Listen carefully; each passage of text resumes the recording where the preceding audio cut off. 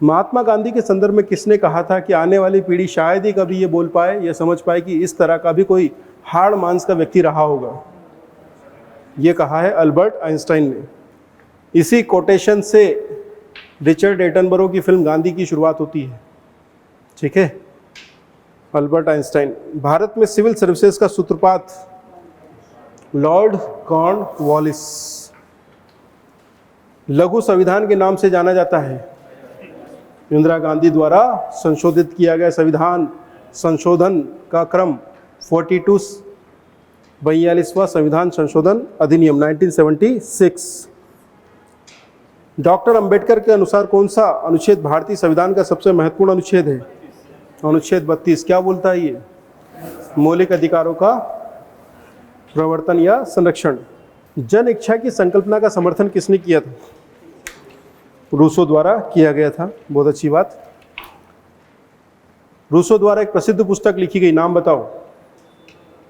Social contract. और राज्य की उत्पत्ति के संदर्भ में उन्होंने बात कही, क्या कही?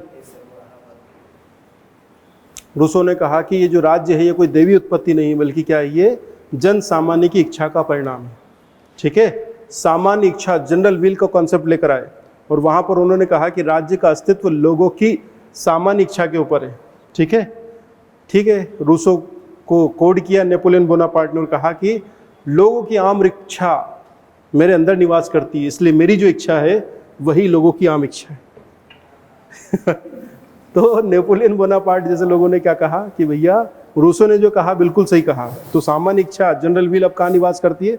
मेरे अंदर। इसका मतलब कि अब मैं जो कहूँगा वही जनरल विल है। एल्यूमिनियम बनाने के लिए कौन सा खनिज चाहिए? बॉक्साइट चाहिए भैया, सही बात है। ग्रेशियम का नियम कुछ नहीं, जो हम रोज करते हैं।